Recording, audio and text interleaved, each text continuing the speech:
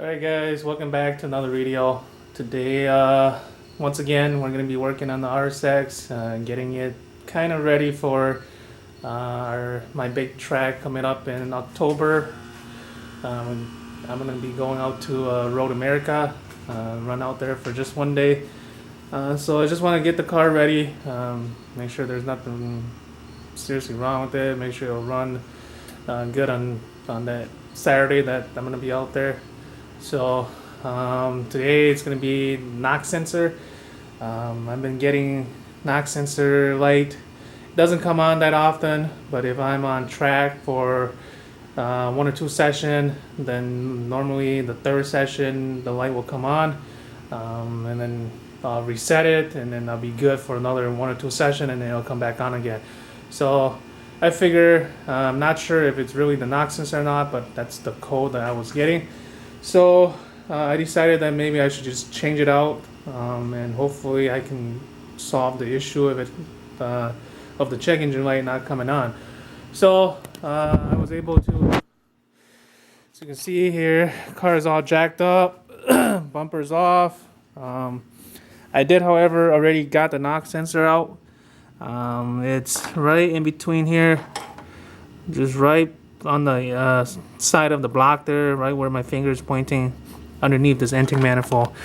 It's very tight, but I was able to get it out. I tried multiple ways, and the only way that I could get to it was from the bottom.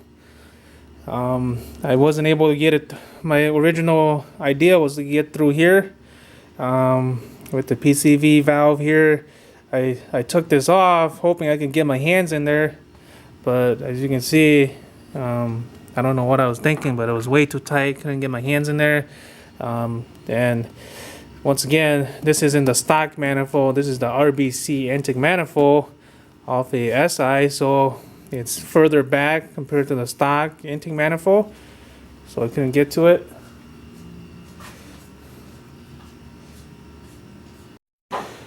So going back to what I was saying earlier, I tried this method, did not work. Couldn't get through here, so I ended up taking the bumper off and was gonna try to see if I can slide the radiator out so that way I can get to it.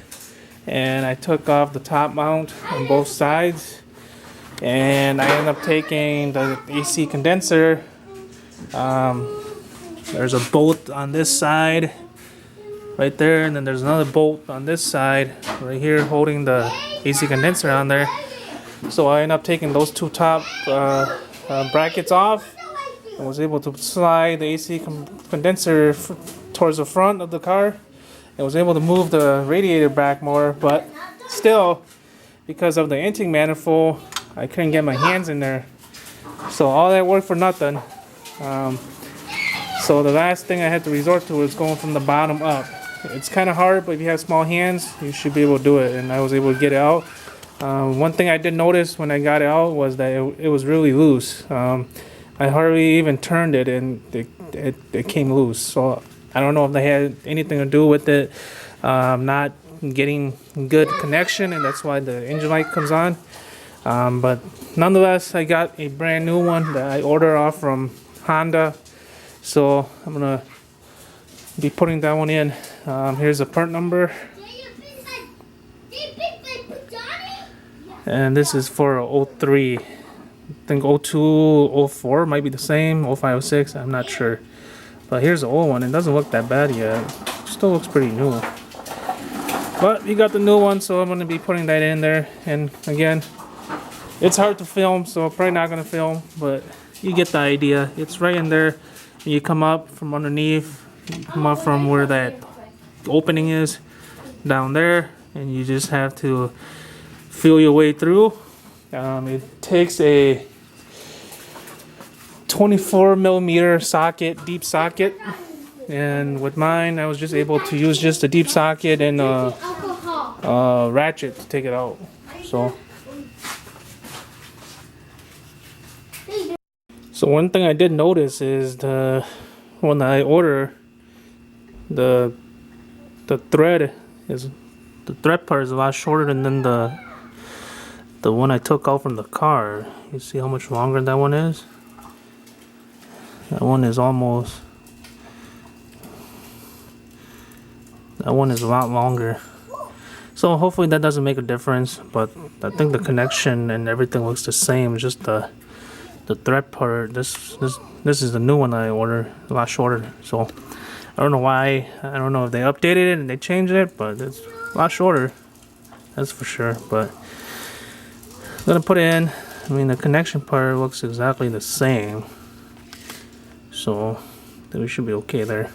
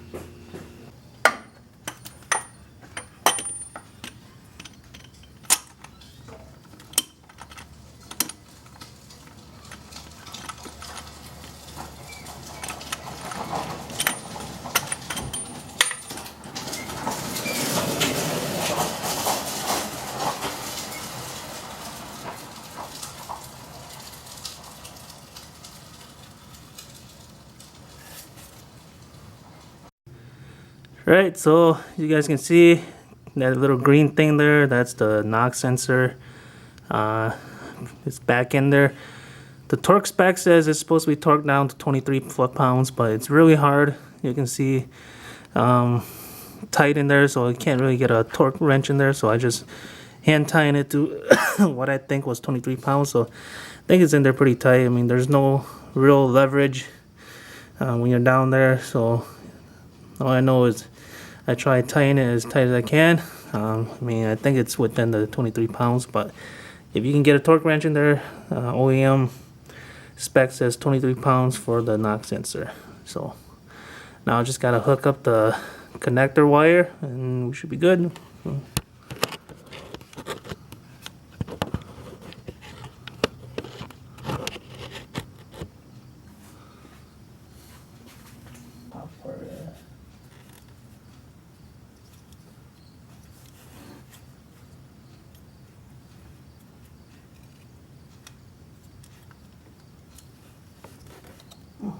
Come on.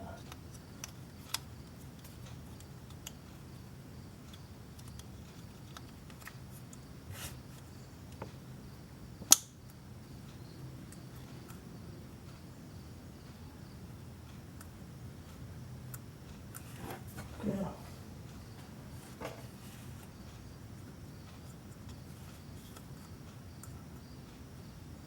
Snap it.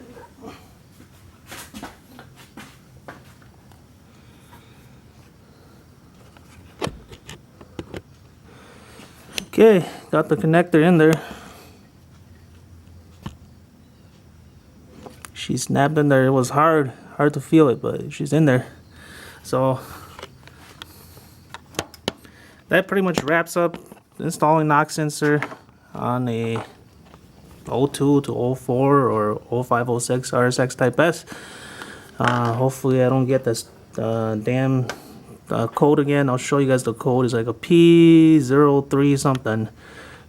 So every time when it comes on, it's always the same code. So now it got a brand new one in there. Hopefully we don't have that issue anymore.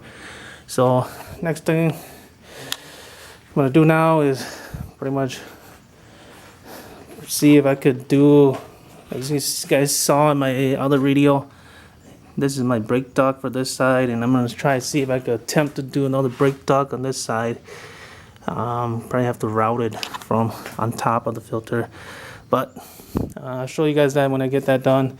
But for now, the knock sensor is in, so she's all good.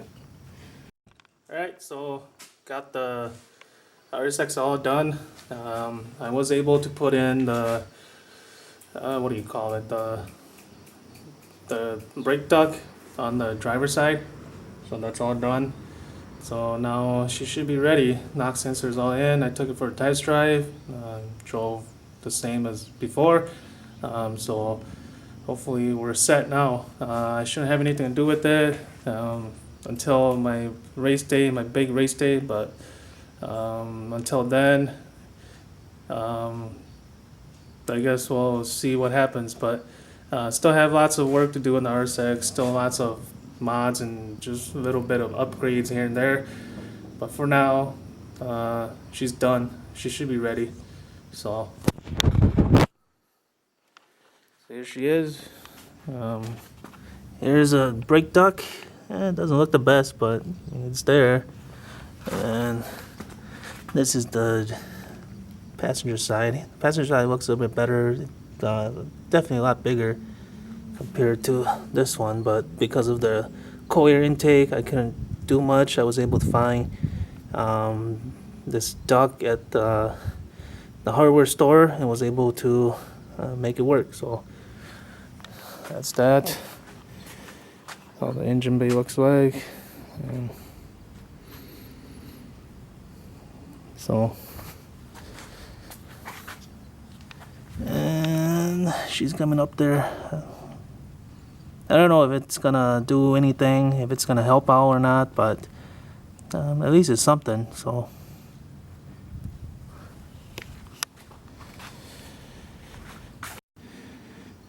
the brake duct that I used for the driver's side is this right here. Got this at the hardware store. So that's the name of it. It was only $4, so.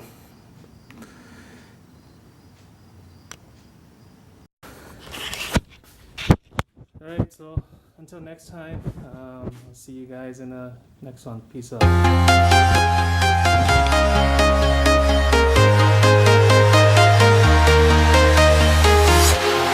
Walking alone, the streets are empty.